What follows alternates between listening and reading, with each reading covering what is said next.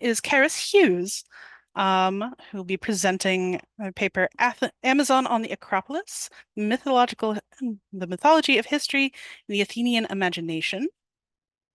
Um, Carys has a BA in Classical Literature and Civilization from the University of Birmingham and an MSc in Classics and Ancient History from the University of Glasgow. Their master's dissertation was on the portrayal of the Amazons in Greek art and literature, elements of which have inspired this paper. Although no longer a student, they are still interested in the ancient world, especially the construction of gender and sexuality, and are a member of the Queer and the Classical Organizing Committee. They currently work as learning support in a school classics department and hope to teach in the subject and enthuse the next generation. Carys, thank you so much for joining us. I'm looking forward to your paper. You can go ahead and share your screen. All right, so good afternoon. Thank you again. Apologies about that.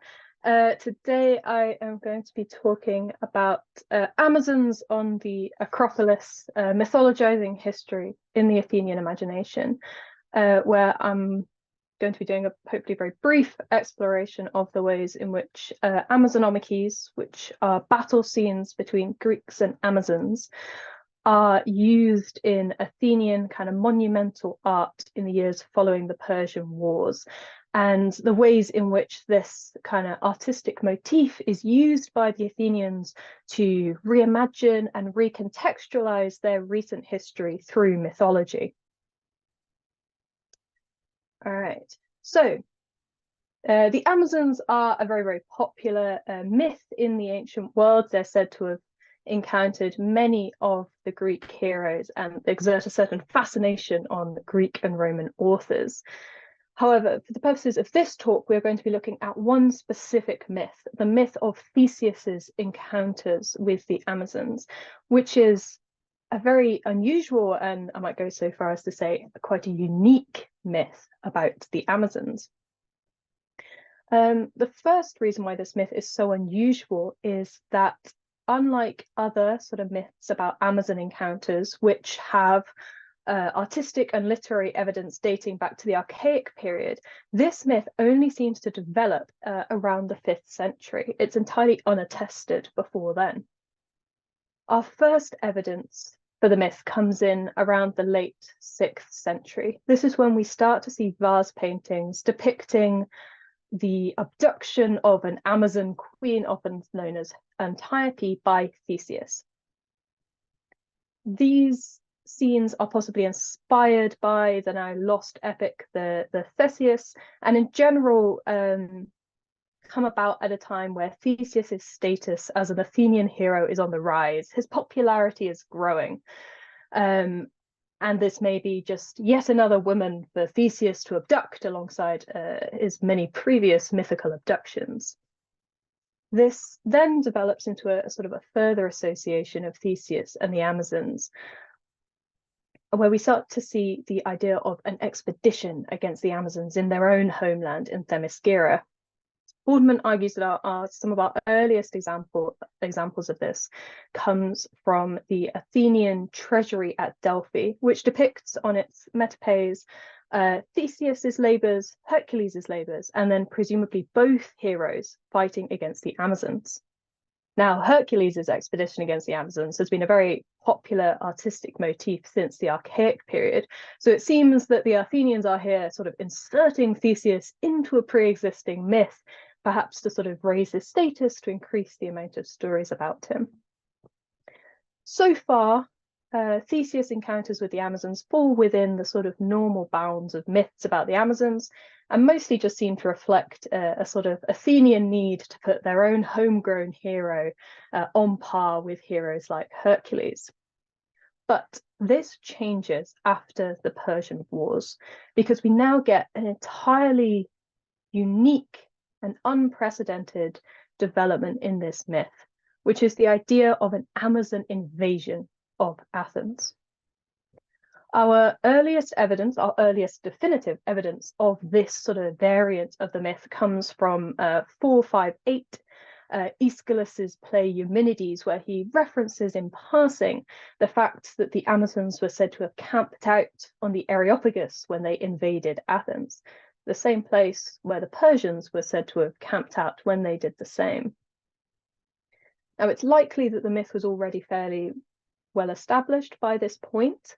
It was reportedly decorating buildings such as the Thesion and the Stoa Poikiloe, which we'll go into later, which were built a couple of decades earlier, most likely. And we see a surge in popularity of vase paintings like this one here, the lovely Gela Crater, which show Theseus fighting Amazons, presumably as part of this Attic Amazonomachy, which again become very, very, very popular at this time and probably reflect the appearance of this myth on these monumental sculptures. Now, the association between Amazons and Persians is fairly universally accepted by scholars at this point. The extent to which this particular myth is a deliberate reflection of the Persian Wars is somewhat more contentious. But I think looking at the way we can see this myth develop over time, it's fairly clear that the idea of an invasion of Athens by a powerful barbarian Asiatic threat appearing only after the Persian Wars is surely a response to these historical events.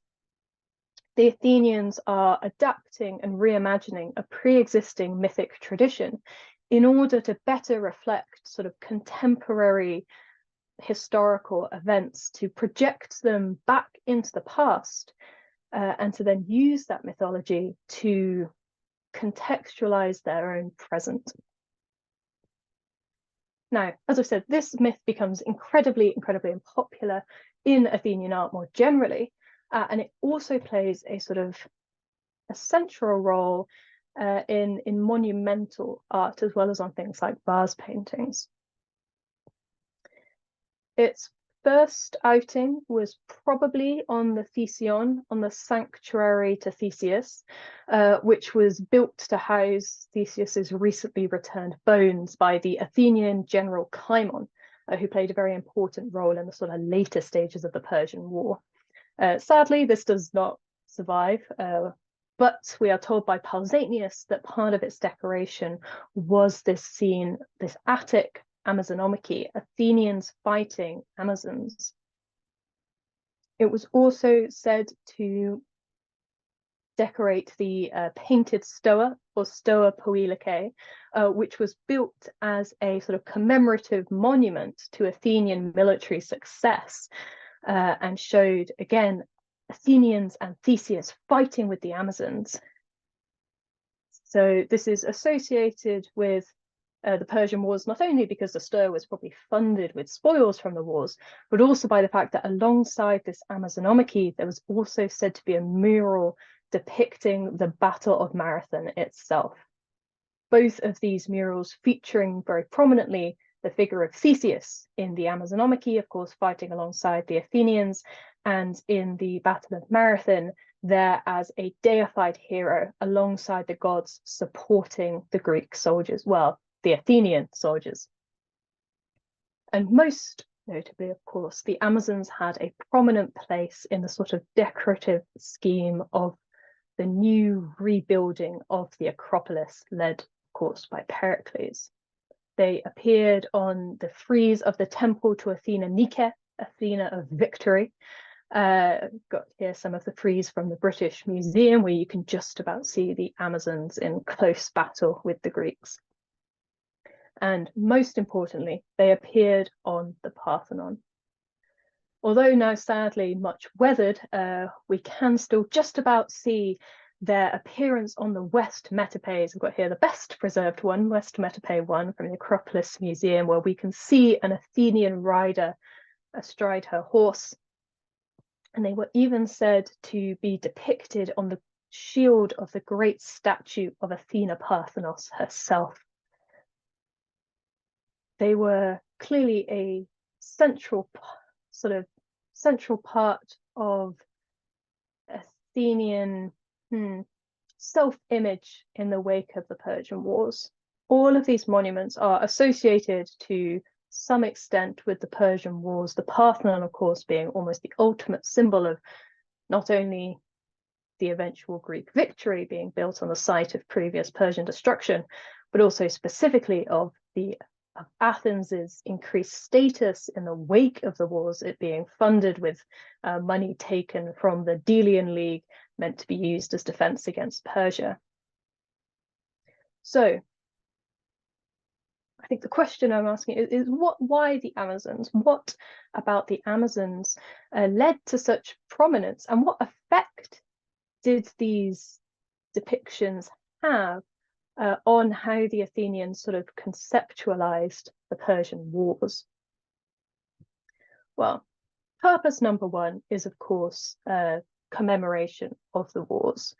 By developing this conscious mythic precedent, as Castrota kind of dubs it, this deliberate parallel, the Athenians are thus able to project their recent victory over the Persians without having to do anything as blasé as actually put lots of pictures of Persians up on all their monuments. Using myth as a form of commemoration is a common Greek strategy, and this allows for a more direct representation without having to go so far as to actually directly represent history. It also allows them to mythologize the recent conflict. By creating such a close, almost one-to-one parallel with the Persian invasion, it allows them to draw comparisons with the recent conflict and to suggest that contemporary Athenian soldiers and generals are on par with, are of the same status as these ancient heroes like Theseus, a fact which is suggested most intriguingly by Plutarch's anecdote that on the shield of the goddess, here a reconstruction from Nashville actually, one of the Athenian soldiers was said to be carved into a likeness of Pericles. Very, very literally sort of inserting and associating their contemporary leaders with the ancient heroes. This is, of course, quite an important function strategy of the myth, but I would also note not one entirely unique to the Amazons. Scenes of battle with centaurs, with Trojans, with giants also feature prominently on monuments from this time period. As I'm sure anyone who's visited the British Museum and seen the Parthenon marbles will know. And these two can provide mythic parallels that allow this sort of indirect commemorization and mythologization. But the Amazons have certain advantages over these other mythical enemies. The first is that the Amazons were, to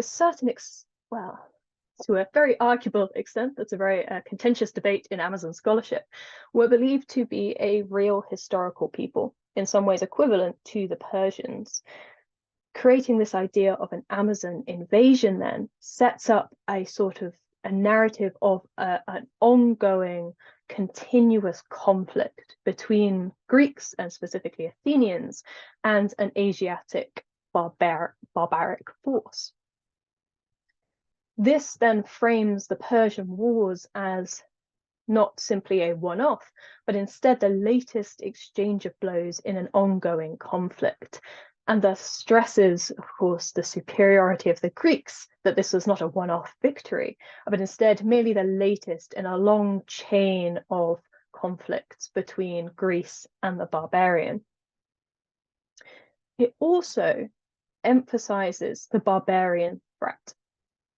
The Amazons come to be characterized by the Athenians, by orators such as Lysias here, as empire builders, as being driven by glory and high ambition in their invasion of Athens. In short, as being depicted as very, very Persian. The idea that Athens has been invaded multiple times by these imperialistic barbarian forces, thus kind of stresses the need for constant vigilance. It raises the looming spectra that they've done it before and they may well do so again, and thus justifies the need for Athens specifically as the victor in this battle against the Amazons and the battle against the Persians, for Athens to take a superior position among the other Greek city-states. It justifies the need for Athenian imperialism and dominance as a bulwark against the barbarian threat, which may explain why the Amazons feature so prominently on the Acropolis, which of course is very much a statement by Athens about its new position in the Greek world. The other and potentially even more important aspect of the Amazons is their role as women. They are not just foreigners, they are female, they're women running around fighting. It's all very weird to the Greeks. Now, in the years following the Persian Wars, Paul argues, and it's indeed not the only one, that we begin to see the development of the Orientalist stereotype of the effeminate foreigner, of the barbarian driven by love of luxury and pleasure and greed. And by paralleling the Persian and Amazon invasions, the Athenians are thus able to effeminize the Persians by saying that they are no different to these women warriors. The Persian invasion is then characterized not as a military or political decision, but is instead one driven by these effeminate qualities of immoderation, of greed, of lust. The Persians are made out to be like women. And this is, formatting. This is also kind of further stressed by the Greek view of the world as one that's defined by polarity. We see this lovely quote, supposedly from the philosopher Thales, who sets out his identity in a series of 3 opposing principles. One of human versus animal, the second of man versus woman, and thirdly of Greek versus barbarian. And these sort of 3 sets of oppositions are thus sort of associated with one another. To be a barbarian is to be like an animal and to be like a woman. And by creating this parallel, this mythic precedent, every time the Athenians show that fight with the Amazons, they stress that associations of the Persians with effeminacy and weakness. And it also places the Persian War into this pre-existing hierarchy. It naturalizes Athenian supremacy by suggesting that just as a man is superior to a woman, because a barbarian is like a woman, it means the barbarian is inherently inferior. And this naturalized hierarchy, I think, further supported by the presence on the threat of sexual violence in the midst of the Amazons. Now, sex and violence already very much linked together in the Greek imagination more generally. Could do a whole other thing on that. It's even, we see kind of linked together when thinking about the Persian Wars. We have this vase here, lovely example, showing a Greek soldier sexually approaching a Persian who stands facing out to the viewer and says, "I am Eurymedon, I stand bent over." Now, Eurymedon is the name of a river where there was a famous battle, or a Greek victory against the Persians. So here we see the military victory being expressed rather euphemistically in terms of sexual dominance, which is also a common thread motif in the myths of the Amazons. As women, the Amazons are vulnerable to being eroticized, objectified, and many of the heroes who encounter them do seem to have, there are many sort of erotic, I don't even want to say romantic necessarily, encounters between the heroes and the Amazons. We've seen, of course, that Theseus is said to have abducted an Amazon and thus kickstarted his whole conflict. Perhaps more relevantly, we have the myth of Penthesilea and Achilles. As the Amazon queen, Penthesilea is finally defeated by Achilles, who penetrates her with his suspiciously placed spear. He looks into her eyes and falls in love, or if we're being more realistic, in lust. Military and sexual dominance are thus collapsed into one another. Amazons, as kind of Dowden says, are destroyed through two methods: by marriage, by being subjugated to a man, or by death. By collapsing these boundaries, the military and the sexual, it naturalizes the superiority of the Greek hero over the Amazon, because as a man, he is viewed as always superior to this female enemy, which is, I think, expressed maybe most clearly in Lysias. Now, Lysias is an Athenian orator who also very much characterizes the Amazons as very, Persian-like. And his conclusion to the whole sorry tale is that when they finally encounter valiant men, the Amazons are deemed by their perils rather than their bodies to be women. Essentially, that when they come up against a proper man, a proper male hero, their inherent inferiority as women is revealed, just as the Persians' inherent inferiority is revealed when they come up against the Greeks in the Persian Wars. So I see you coming on, so I very quickly conclude. In my view, it's fairly clear that this Attic Amazonomachy develops as a deliberate, conscious response to the Persian Wars, as a way to mythologize their recent history, to make sense of it and to recontextualize it. It allows the Athenians to reimagine the Persian Wars, to stress the importance of their contemporary leaders, to place them on par with their heroes of the past. It frames the conflict as ongoing and thus justifies the need for Athenian dominance and imperialism. And perhaps most importantly, it strengthens this idea of the effeminate barbarian, of Persian weakness, and tries to justify and naturalize that hierarchy with Greek men at the top and everybody else below. All right, I will stop there for questions. Thank you all very much. Thank you so much, Carys. That was really great.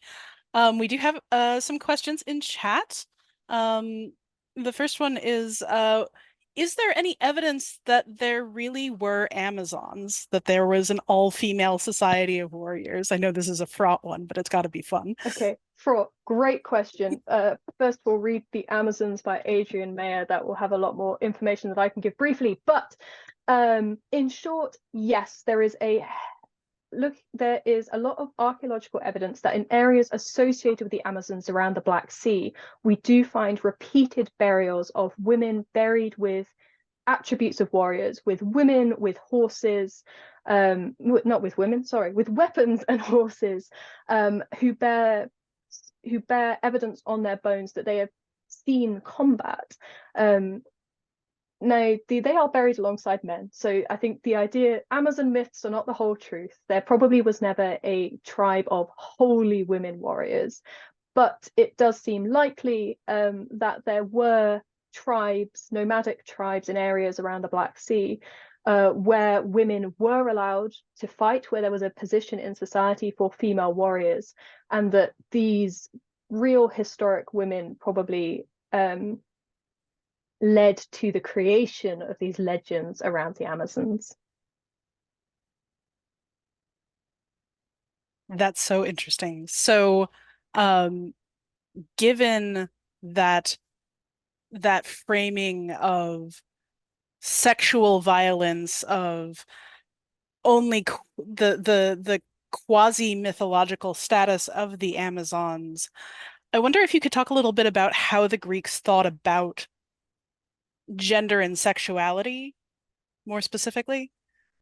Because we were talking a bit about the sexual violence and the sexual dominance, and how that compares to what we tend to think of now. Interesting. I mean, the Amazons are very interesting to look at kind of what the Greeks think about gender and sexuality, because in a lot of ways they're almost an inversion of what the Greeks viewed as natural. A lot of accounts of the Amazons paint them as a matriarchy, as a society who subjugate men and maim them to keep them sort of inferior.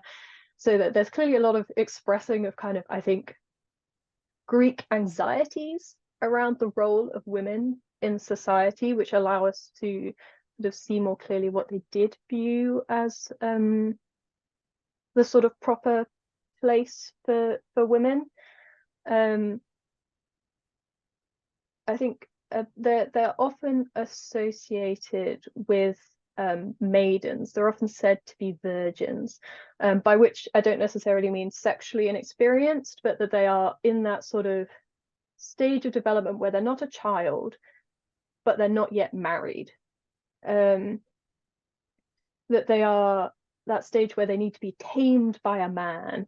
And in fact, some of the accounts do kind of refer to moments where the Athenians do enter into relationships with men as being tamed, as we might refer to a wild animal.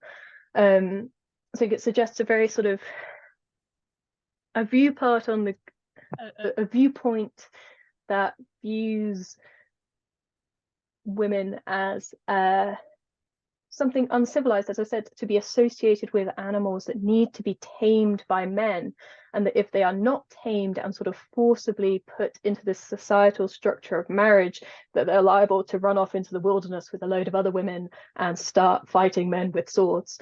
So I think they're very interesting. They speak to very deeply held cultural anxieties about women and how they thought that women should be put in their place, namely through sexual violence and through cultural institutions like marriage. Yes, and that seems to have extended to effeminate males, as you were saying, in the Yeah, oh, Persians. So, yes. so the distinction of that sexual violence seems to be more about role than about anatomy. Yes, certainly. It's yes, about power and dominance rather than necessarily about that. And I think perhaps it is so prevalent in the myths of the Amazons because they dare to upset that power balance by being women who take on a more masculine role. And so they must be forced back into what was viewed as their proper place. But yes, I think it also really expresses the Greek idea that sexual dynamics are more about power than they are about anything else. Um, we probably only have time for a very short answer to this last question, but I wanted to come back to the notion of using a sort of past to build a present that you were talking about in sort of the monumental use. Um, so I guess the question I have is, what would you say is the thing from the past that they're trying to take, that they're trying to use in creating this Theseus and the Amazons myth? Hmm. Um,